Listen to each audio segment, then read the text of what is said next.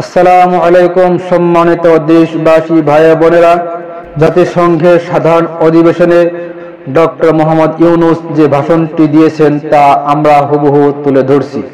জাতিসংঘ সাধারণ পরিষদের ৭৯তম অধিবেশনে বাংলায় ভাষণ দিয়েছেন অন্তর্বর্তী সরকারের প্রধান উপদেষ্টা অধ্যাপক ডক্টর মোহাম্মদ ইউনূস। গত শুক্রবার ২৭ সেপ্টেম্বর জাতিসংঘ সদর দপ্তরের জেনারেল অ্যাসেম্বলি হলে সাধারণ আলোচনায় প্রধান উপদেষ্টা তার ভাষণে বৈষম্য বিরোধী ছাত্র আন্দোলনের প্রেক্ষাপট এবং এর মাধ্যমে বাংলাদেশে সংগঠিত যুগান্তকারী পরিবর্তনের কথা তুলে ধরেছেন। বক্তব্যের শুরুতেই সামিট অব দ্য ফিউচার আয়োজনের জন্য জাতিসংঘ মহাসচিব অ্যান্টনিও গুতেরেসের দূরদর্শী ভূমিকার প্রশংসা করেন প্রধান উপদেষ্টা। তিনি বলেন, সম্মেলনে যে ভবিষ্যতের জন্য চুক্তি, প্যাক্ট ফর দ্য ফিউচার এবং ভবিষ্যৎ প্রজন্মের ঘোষণাপত্র ডিক্লারেশন অন ফিউচার জেনারেশনস সর্বসম্মতভাবে গৃহীত হয়েছে তা এজেন্ডা ২০৩০ পরবর্তী বৈশ্বিক উন্নয়ন কর্মপন্থা নির্ধারণে বিশেষ সহায়ক হবে বলে আমি মনে করি। বাংলাদেশ বিশ্বাস করে যে এই সম্মেলনের অর্জন বৈশ্বিক সমৃদ্ধির জন্য আমাদের সবার অভিপ্রায় ও সহযোগিতা কাঠামো প্রণয়নে দিক নির্দেশক হিসাবে কাজ করবে। বৈষম্য বিরোধী আন্দোলন প্রসঙ্গে তিনি বলেন, গত জুলাই আগস্ট মাসে বাংলাদেশের যুগান্তকারী পরিবর্তন সংঘটিত হয়েছে উল্লেখ করে ডক্টর ইউনূস বলেন, এই আন্দোলনের পরিপ্রেক্ষিতে আজ আমি বিশ্ব সম্প্রদায়ের এ মহান সংসদে উপস্থিত হতে পেরেছি।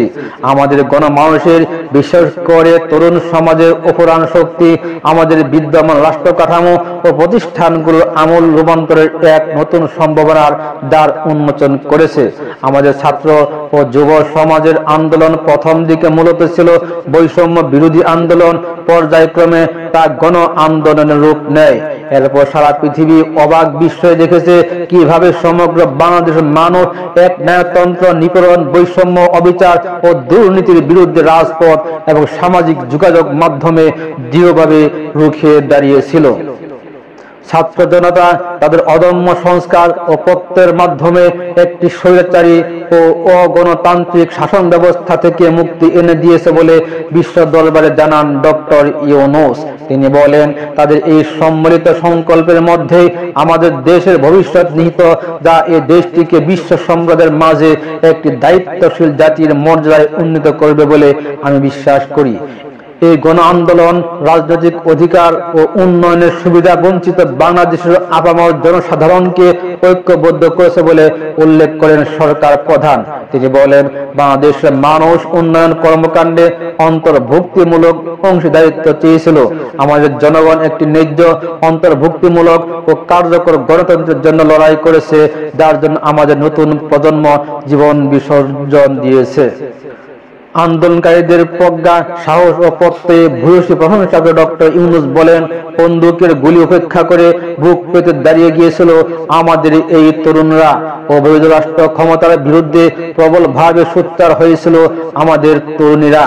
স্কুল পড়ুয়া কিশোর কিশোরীরা নিঃসংকোচিত্তে উৎসর্গ করেছিল তাদের জীবন। শত শত মানুষ চিরতরে হারিয়েছে তাদের দৃষ্টিশক্তি। আমাদের মায়েরা, দিন মজুরেরা, শহরের অগণিত মানুষ তাদের সন্তান কাঁধে কাঁধ মিলিয়ে নেমেছিল রাজপথে। তপ্ত রোদ, বৃষ্টি, মৃত্যু ভয়কে তোয়াক্কা না করে তারা সত্য ওই ন্যায়সঙ্গত আকাঙ্ক্ষার বিরুদ্ধে দীর্ঘকাল ব্যাপী রাষ্ট্রযন্ত্রকে পরিচালনা করার অশুভ ষড়যন্ত্রকে পরাভূত করেছিল। আন্দোলনে হতাহতের চিত্র তুলে ধরে তিনি বলেন, জনগণের এই আন্দোলনে আমাদের জানা মতে প্রায় ৮০০-এর বেশি জীবন আমরা হারিয়েছি স্বৈরাচারী শক্তির হাতে। উদারনীতি, বহুত্ববাদ ও ধর্মনিরপেক্ষতার উপর মানুষের গভীর বিশ্বাস থেকেই বাংলাদেশ রাষ্ট্রের অভ্যুদয় হয় বলে উল্লেখ করেন প্রফেসর ইউনূস। তিনি বলেন, ১৯৭১ সালে যে মূল্যবোধকে বুকে ধারণ করে আমাদের গণমানুষ যুদ্ধ করেছিল, সেই মূল্যবোধকে বহু বছর পরে আমাদের জেনারেশন জি, প্রজন্ম জি নতুন ভাবে দেখতে শিখিয়েছে।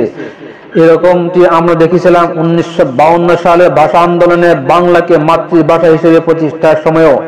তিনি বলেন, বাংলাদেশের এই মনসুন অভ্যুত্থান আগামী দিনগুলোতে বিশ্বের বিভিন্ন প্রান্তে মানুষকে মুক্তি ও ন্যায় বিচারের পক্ষে দাঁড়াতে প্রেরণা জুগিয়ে যাবে। আমাদের মুক্তি ও গণতান্ত্রিক আকাঙ্ক্ষাকে বাস্তবে রূপ দিতে আমি তাই বিশ্ব সম্প্রদায়কে আমাদের নতুন বাংলাদেশের সাথে নতুনভাবে সম্পৃক্ত হওয়ার উদাত্ত আহ্বান জানাই। অন্তর্বর্তীকালীন সরকারের লক্ষ্য ও উদ্দেশ্য। অধিবেশনের ভাষণে বাংলাদেশের সরকার প্রধান বর্তমান অন্তর্বর্তীকালীন সরকারের লক্ষ্য ও উদ্দেশ্য তুলে ধরে ডক্টর ইউনূস বলেন যে রাষ্ট্র কাঠামো দুঃসহ হয়ে গেছে, তার পুনর্গঠনের জন্য আমাদের তরুণেরা এবং দেশের আপামর জনসাধারণ একমত হয়ে আমার এবং আমার উপদেষ্টা পরিষদের উপর আস্থা রেখে সরকার পরিচালনার এক মহান দায়িত্ব অর্পণ করেছে। প্রধান উপদেষ্টা বলেন, দায়িত্ব গ্রহণের পর আমরা গভীর বিস্ময় ও হতাশার সঙ্গে মুখোমুখি ভাবে দেখতে পাচ্ছি কিভাবে সর্বগ্রাসী দুর্নীতি একটি কার্যকর গণতান্ত্রিক ব্যবস্থাকে ধ্বংসস্তূপে পরিণত করেছে, কিভাবে রাষ্ট্রের মূল প্রতিষ্ঠানগুলোকে নির্মম দলীয়করণ আবর্তে বন্দী করে রাখা হয়েছিল, কিভাবে জনগণের অর্থ সম্পদকে নিদারুণভাবে লুটপাট করা হয়েছিল, কিভাবে একটি বিশেষ স্বার্থান্বেষী গোষ্ঠী সমস্ত ব্যবসা বাণিজ্যকে অন্যায়ভাবে নিজেদের হাতে কুক্ষিগত করে দেশের সম্পদ অবাধে বিদেশে পাচার করে দিয়েছে। এক কথায় কিভাবে প্রত্যেকটি পর্যায়ে ন্যায় নীতি ও নৈতিকতা অদৃশ্য হয়ে গিয়েছিল। তিনি আরো বলেন, এরকমই এক অবস্থায় দেশকে পুনর্গঠন এবং জনগণের কাঙ্ক্ষিত রাষ্ট্র ব্যবস্থায় ফিরিয়ে দেওয়ার জন্য আমাদের উপর দায়িত্ব প্রদান করা হয়েছে। অতীতের ভুলগুলোকে সংশোধন করে একটি প্রতিযোগিতামূলক ও শক্তিশালী অর্থনীতি এবং ন্যায় ভিত্তিক সমাজ ব্যবস্থা গড়ে তোলাই এই মুহূর্তে আমাদের মূল লক্ষ্য। বর্তমান পরিবর্তিত পরিস্থিতিতে সব রাজনৈতিক দল এখন স্বাধীনভাবে তাদের মতামত প্রকাশ করতে পারছে বলেও জানান প্রধান উপদেষ্টা। তিনি বলেন, যেসব ব্যক্তিরা প্রতিষ্ঠান, রাষ্ট্রীয় কাজ ও সিদ্ধান্ত গ্রহণ প্রক্রিয়ায় সম্পৃক্ত তাদের প্রত্যেকের জবাবদিহি নিশ্চিত করায় আমাদের অগ্রাধিকার। তিনি আরো বলেন, আমরা মানুষের মৌলিক অধিকারকে সমুন্নত ও সুরক্ষিত রাখতে দৃঢ় প্রতিজ্ঞ। আমাদের দেশের মানুষ মুক্তভাবে কথা বলবে, ভয়ভীতি ছাড়া সমাবেশ করবে, তাদের পছন্দের ব্যক্তিকে ভোট দিয়ে নির্বাচিত করবে, এটাই আমাদের লক্ষ্য। বিচার বিভাগের স্বাধীনতা সংরক্ষণ এবং সাইবার ডোমেইন সহ গণমাধ্যমের স্বাধীনতা সুসংহত করেনও আমরা প্রতিজ্ঞাবদ্ধ। বাংলাদেশের একজন কৃষক বা শ্রমিকের সন্তানও যেন সমাজের সর্বোচ্চ শিখরে পৌঁছতে পারে, সেই লক্ষ্যে বিশালাকার অবকাঠামো নির্মাণের বদলে স্বাস্থ্য ও শিক্ষা খাতে বরাদ্দ বৃদ্ধির উপর সরকার গুরুত্ব আরোপ করেছে বলেও জানান ডক্টর ইউনূস। তিনি বলেন, রাষ্ট্র ব্যবস্থার সব পর্যায়ে সুশাসন ফিরে আনায় আমাদের অভিষ্ট। বাংলাদেশ যেসব আন্তর্জাতিক, আঞ্চলিক এবং দ্বিপাক্ষিক চুক্তির পক্ষভুক্ত সেগুলো প্রতিপালনে আমাদের সরকার বদ্ধপরিকর। জাতিসংঘ সহ বহুপাক্ষিক বিশ্ব কাঠামোতে বাংলাদেশের সক্রিয় অংশগ্রহণ ও অবদান অব্যাহত থাকবে। পারস্পরিক শ্রদ্ধাবোধ, মর্যাদা ও স্বার্থ সংরক্ষণের ভিত্তিতে বাংলাদেশ বিশ্বের সকল রাষ্ট্রের সাথে বন্ধুত্বপূর্ণ সম্পর্ক বজায় রাখতে আগ্রহী।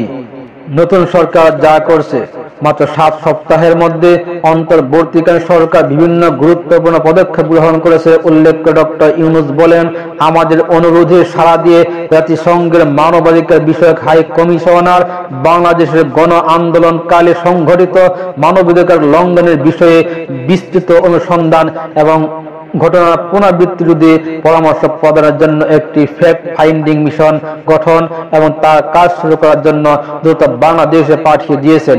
আমি তাকে অশেষ ধন্যবাদ জানাচ্ছি। তিনি বলেন, দায়িত্বভার গ্রহণের 2 সপ্তাহের মধ্যে আমরা গুম প্রতিরোধে যে আন্তর্জাতিক কনভেনশন রয়েছে তাতে যোগদান করেছি। এর আশু বাস্তবায়নের জন্য প্রয়োজনীয় দেশীয় আইন ও বিধি প্রণয়ন বর্তমানে প্রক্রিয়াধীন রয়েছে। বাংলাদেশে বিগত 1.5 দশকে যেসব গুমের অভিযোগ রয়েছে সেগুলো তদন্ত করার জন্য একটি তদন্ত কমিশন এই মুহূর্তে কাজ করছে। ডক্টর ইউনূস বিশ্ব নেতৃত্বের উদ্দেশ্যে বলেন, মানুষের আস্থা ও আত্মবিশ্বাস ফিরিয়ে আনতে এবং নির্মম অতীত যেন আর ফিরে না আসে সেই জন্য আমরা কিছু সুনির্দিষ্ট খাতে সংস্কারকে অগ্রাধিকার দিচ্ছি। সেই লক্ষ্যে আমরা বিদ্যমান নির্বাচন ব্যবস্থা, সংবিধান, বিচার ব্যবস্থা, জনপ্রশাসন, আইন শৃঙ্খলা ব্যবস্থা সংস্কারে স্বাধীন কমিশন গঠন করেছি। সংবাদপত্র ও গণমাধ্যমের সংস্কারের জন্য পৃথক কমিশন সহ আরো কয়েকটি বিষয়ে কমিশন গঠন প্রক্রিয়াধীন রয়েছে। ব্যবসা বাণিজ্য অনুকূল পরিবেশ সৃষ্টির লক্ষ্যে সরকার, ব্যাংক, আর্থিক খাতে ব্যাপক সংস্কার উদ্যোগ গ্রহণ করেছে বলেও জানান সরকার প্রধান। তিনি বলেন, কোন বিদেশি ব্যবসা বা বিনিয়োগ যেন ক্ষতিগ্রস্ত না হয় তা নিশ্চিত করতে আমরা বদ্ধপরিকর। এসব সংস্কার যেন টেকসই হয় তা দীর্ঘমেয়াদে নিশ্চিত করতে এবং অবাধ, নিরপেক্ষ ও অংশগ্রহণমূলক নির্বাচনের জন্য উপযোগী পরিবেশ তৈরির লক্ষ্যে আমরা কাজ করে যাচ্ছি।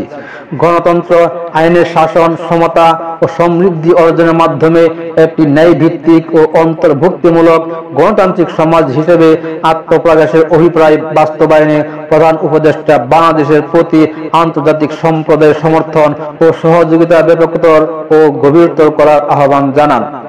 জাতিসংঘের শান্তি রক্ষা কার্যক্রমে অবদান রাখার অঙ্গীকার। অধিবেশনের দেওয়া বক্তব্যে জাতিসংঘের শান্তি রক্ষা কার্যক্রমে বাংলাদেশের অবদানের ধারাবাহিকতা রক্ষা, সমুন্নত ও প্রসারিত করতে সরকার বদ্ধপরিকর উল্লেখ করে ডক্টর ইউনূস বলেন, বাংলাদেশ মনে করে যে শান্তি রক্ষা এবং সংঘাত মোকাবেলার জনগণের সমৃদ্ধি নিশ্চিত করার মূল চালিকা শক্তি। সাম্প্রতিক বিপ্লবকে আমাদের ইতিহাসের সবচেয়ে কঠিনতম সময়ে জনগণের মুক্তির আকাঙ্ক্ষা পূরণে তাদের পাশে দৃঢ়ভাবে দাঁড়িয়ে আমাদের সাহসী সশস্ত্র বাহিনী গুলো আরো একবার শান্তির প্রতি তাদের অঙ্গীকার প্রমাণ করেছে। তিনি বলেন, এটা সম্ভব হয়েছে শান্তি রক্ষায় আমাদের অঙ্গীকারের কেন্দ্র বিন্দুতে মানবাধিকারকে স্থান দেওয়ার ফলে। জাতিসংঘের শান্তি বিনির্মাণ কমিশনের সূচনার লগ্ন থেকেই শান্তি রক্ষার মতো শান্তি বিনির্মাণেও বাংলাদেশ সমান অঙ্গীকার ব্যক্ত করে এসেছে। সামনের দিনগুলোতেও আমরা জাতিসংঘের শান্তি রক্ষা কার্যক্রমে আমাদের মূল্যবোধ ভিত্তিক অবদানের ধারাবাহিকতা রক্ষা, সমুন্নত ও প্রসারিত করতে বদ্ধপরিকর। জাতিসংঘের শান্তি রক্ষা কার্যক্রমে অবদানকারী চতুর্থ বৃহত্তম রাষ্ট্র হিসেবে বাংলাদেশ এখন পর্যন্ত 43টি দেশে 63টি মিশনে শান্তিরক্ষী প্রেরণ করেছে বলে উল্লেখ করেন প্রধান উপদেষ্টা। তিনি বলেন, বসনিয়া থেকে শুরু করে কঙ্গো পর্যন্ত বিশ্বের বিভিন্ন প্রান্তে এসব মিশনের দায়িত্ব পালনকালে 168 জন বাংলাদেশি শান্তিরক্ষী নিজেদের জীবন বিসর্জন দিয়েছেন। আমরা আশা করি যে কোনো অবস্থায় নানা প্রতিকূলতা সত্ত্বেও জাতিসংঘের ভবিষ্যৎ শান্তিরক্ষী কার্যক্রমগুলোতে বাংলাদেশের প্রতিরক্ষা বাহিনীর সদস্যরা একইভাবে অবদান রাখার সুযোগ পাবেন। জলবায়ু পরিবর্তন মোকাবেলায় ক্ষতিগ্রস্ত দেশগুলোকে সঙ্গে নিয়ে কাজ করার আহ্বান।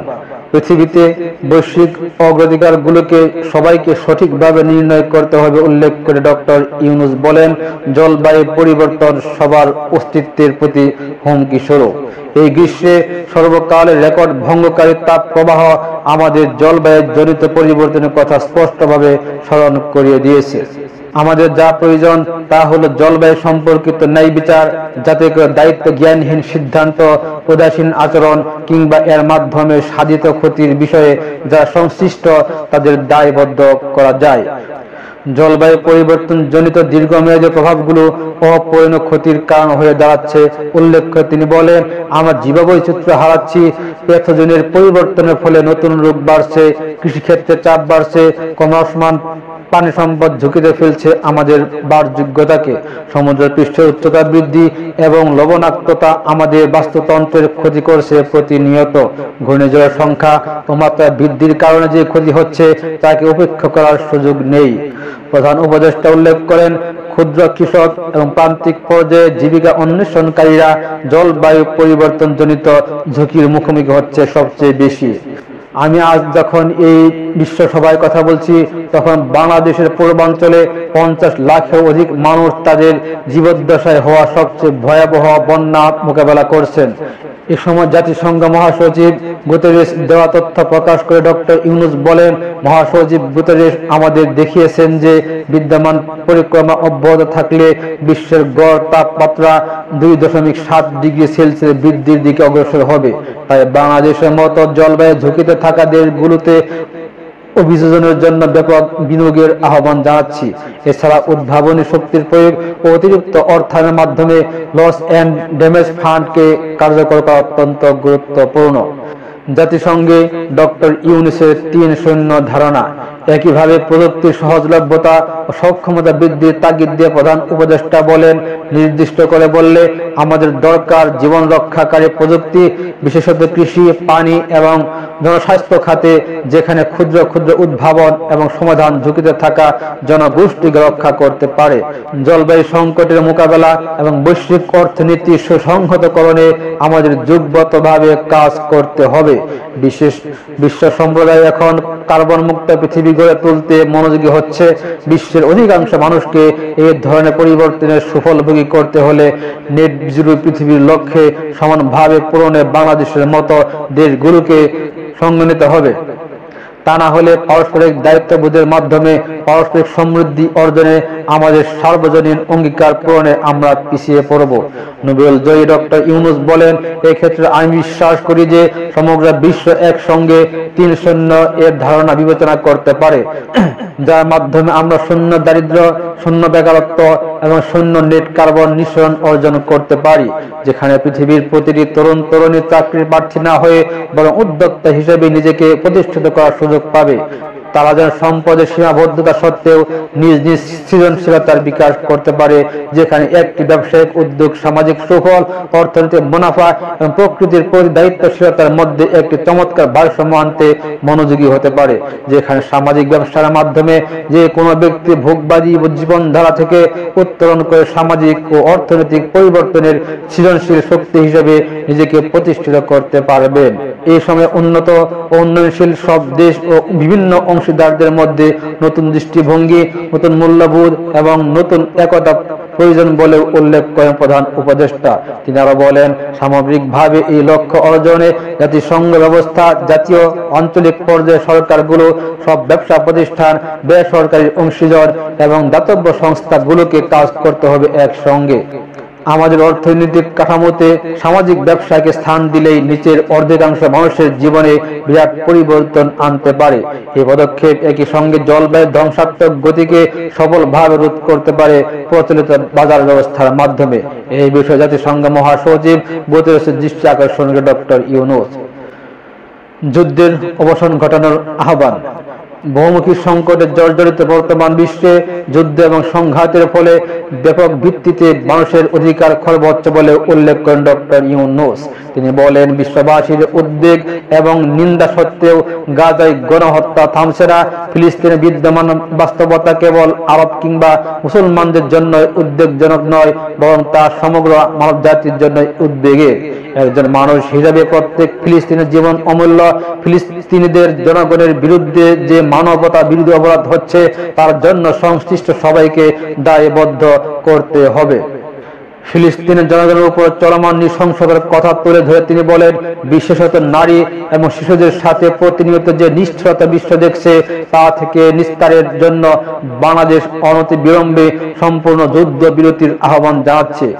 দ্বিরাষ্ট্রভিত্তিক সমাধানই মধ্যপ্রাচ্যে টেকসই শান্তি আনতে পারবে, তা জাতিসংঘ সহ আন্তর্জাতিক সম্প্রদায়ের সকলকে এর বাস্তবায়নের জন্য এখানে উদ্যোগ নিতে হবে।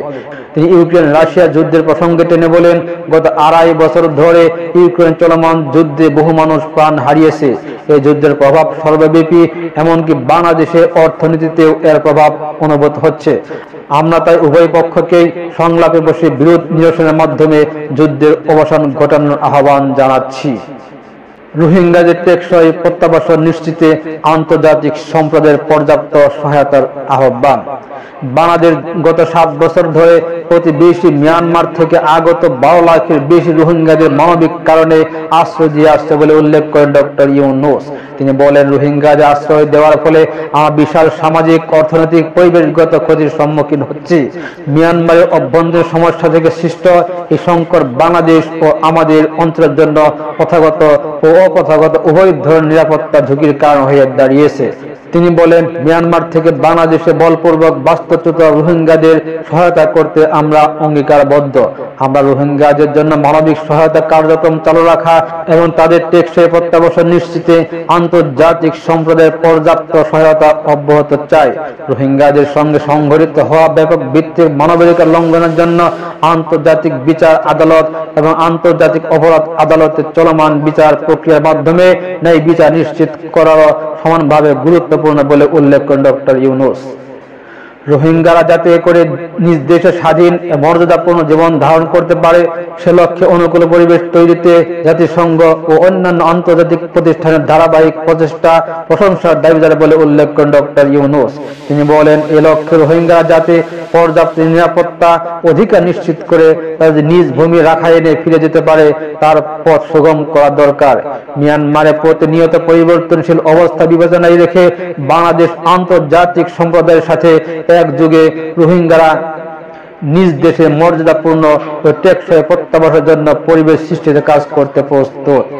পাচার হওয়া সম্পদ ফিরিয়ে আনতে আন্তর্জাতিক সহযোগিতা কামনা। রাজনৈতিক মুক্তি এবং সামাজিক ও অর্থনৈতিক জাগরণ ব্যতীত শান্তি এবং নিরাপত্তা নিশ্চিতের সাফল্য অর্জন সম্ভব নয় বলে মনে করেন ডক্টর ইউনূস। তিনি তার বক্তব্যে প্রায় এক দশক আগে বিশ্ব সম্প্রদায় সর্বসম্মতভাবে এজেন্ডা 2030 প্রণয়ন করে বলে উল্লেখ করেন। তিনি বলেন, আমরা সবাই ওই সর্বজনীন টেকসই উন্নয়ন অভিষ্টগুলো অর্জনে আমাদের সামষ্টিক আকাঙ্ক্ষা ও বিশ্বাস অর্পণ করেছি। তদুপরি মাত্র 15% কম লক্ষ্যসমূহ অর্জিত হয়েছে। স্পষ্টতই এক্ষেত্রে অনেক উন্নয়নশীল রাষ্ট্র আরো পিছিয়ে যাচ্ছে। উন্নয়নশীল দেশগুলিকে এসডিসি অর্থায়নে বছরে প্রায় 2.5 থেকে 4 ট্রিলিয়ন মার্কিন ডলার সমান ঘাটতি মোকাবেলা করতে হচ্ছে বলে উল্লেখ করেন ডক্টর ইউনূস। তিনি বলেন, উন্নয়নশীল বিশ্বের ঋণের বোঝা, ক্ষয়িষ্ণু আর্থিক সক্ষমতা এবং জলবায়ু পরিবর্তনের ক্ষতিকর প্রভাবের কারণে বাংলাদেশের মতো দেশগুলো বেশি ঝুঁকিতে রয়েছে। আমরা আশা করি উন্নয়নের জন্য অর্থায়ন সংক্রান্ত চতুর্থ আন্তর্জাতিক সম্মেলনে এই ধরনের জটিল এবং কাঠামোগত সমস্যাগুলোর দিকে নজর দেওয়া হবে। তিনি বলেন, বহুপাক্ষিক আর্থিক প্রতিষ্ঠানগুলোকে এমন অভিজ্ঞ লক্ষ্য নিয়ে কাজ করতে হবে যাতে সব রাষ্ট্র সমানভাবে সম্পদ ও সুযোগের ব্যবহার করতে পারে।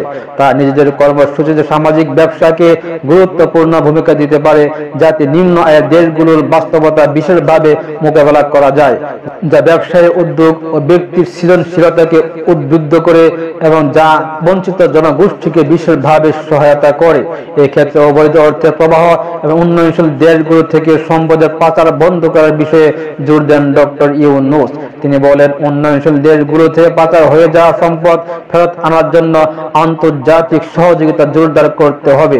আমরা আশা করি যে কর ফাঁকি রোধে আন্তর্জাতিক কর কনভেনশন শিগগিরই গ্রহণ করা হবে। অভিবাসন এবং মানুষের অবাধ প্রবাহ এক অলঙ্ঘনীয় বাস্তবতা। সারা বিশ্বের মানুষ এখন নিবিড়ভাবে সংযুক্ত বিশ্বে বসবাস করছেন উল্লেখ করে তিনি বলেন, সেখানে অভিবাসন এবং মানুষের অবাধ প্রবাহ এক অলঙ্ঘনীয় বাস্তবতা। বাংলাদেশি নাগরিকরা প্রতিনিয়ত বিভিন্ন দেশে অভিবাসী হিসেবে যাচ্ছেন। বিশ্বের বিভিন্ন প্রান্তে এই মুহূর্তে প্রায় 1.5 কোটি প্রবাসী বাংলাদেশে আছেন। সবার জন্য অভিবাসনের উপযোগিতা নিশ্চিত করতে বিশ্ব সমাজকে নিরাপদ, সুশৃঙ্খল, নিয়মিত এবং মর্যাদাপূর্ণ অভিবাসনের পথ সুগম করতে হবে। আন্তর্জাতিক সম্প্রদায়কে অভিবাসীদের মানবাধিকার ও তাদের প্রতি মানবিক আচরণ নিশ্চিত করতে হবে বলে উল্লেখ করেন তিনি।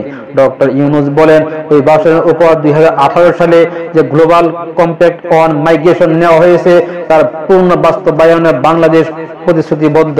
একই সঙ্গে অনিরাপদ অভিবাসন রোধেও আমরা বদ্ধপরিকর।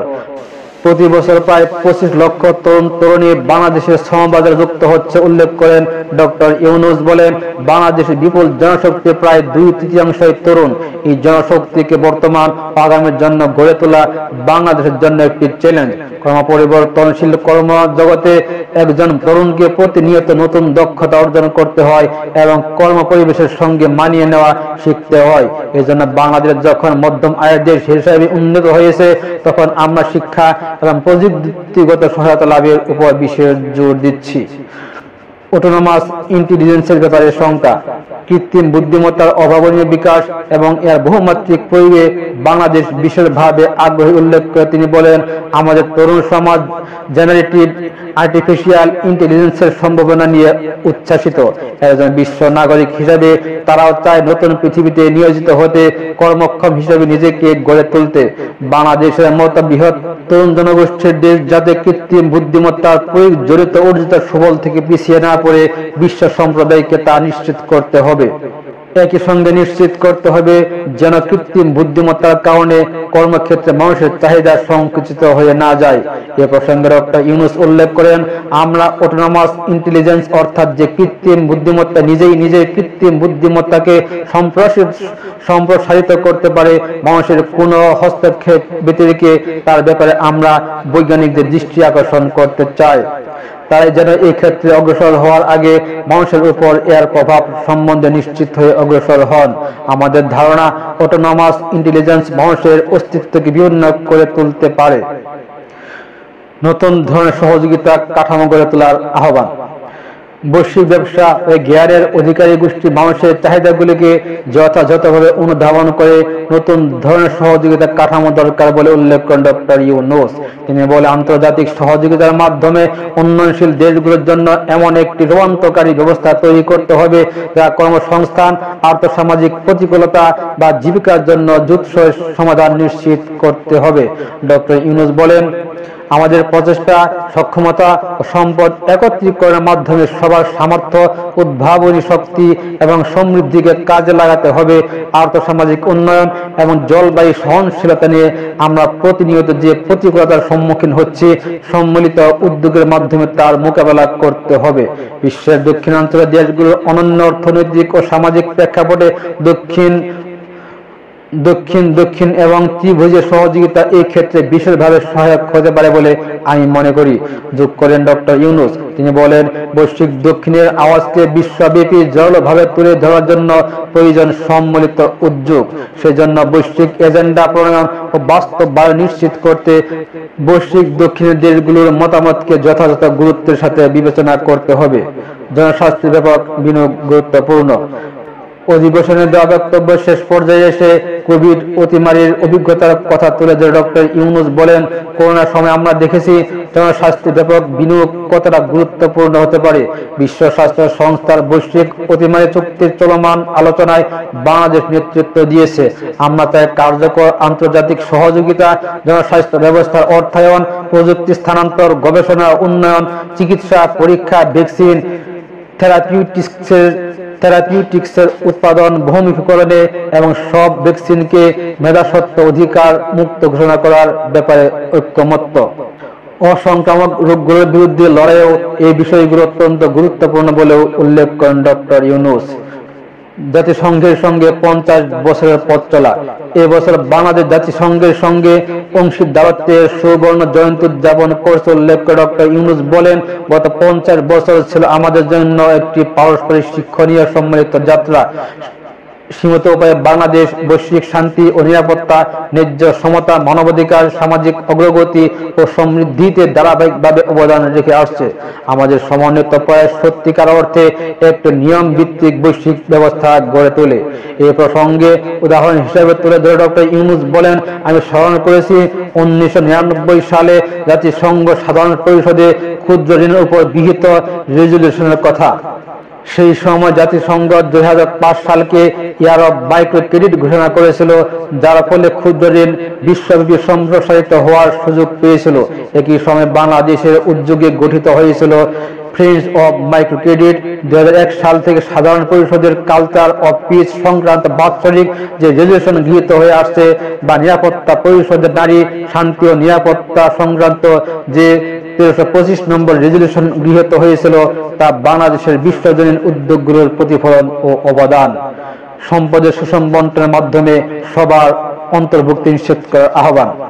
বিশ্বসভার এই মঞ্চে বিশ্ব নেতাদের উপস্থিতিতে ডক্টর ইউনূস নিরাপত্তা ও ন্যায়বিচার প্রতিষ্ঠা এবং সম্পদের সুষম বন্টনের মাধ্যমে সবার অন্তর্ভুক্তি নিশ্চিত করার আহ্বান জানান। তিনি বলেন, সদস্য হিসেবে আমাদের প্রত্যেককে আজকে গভীরভাবে অনুধাবন করতে হবে কিভাবে আমরা নারী পুরুষ সকলের জন্য আজ ও আগামীর দিনগুলোতে উদ্যোক্তা হওয়ার সমান সুযোগ সৃষ্টি এবং তাদের ক্ষমতায়ন নিশ্চিত করতে পারি।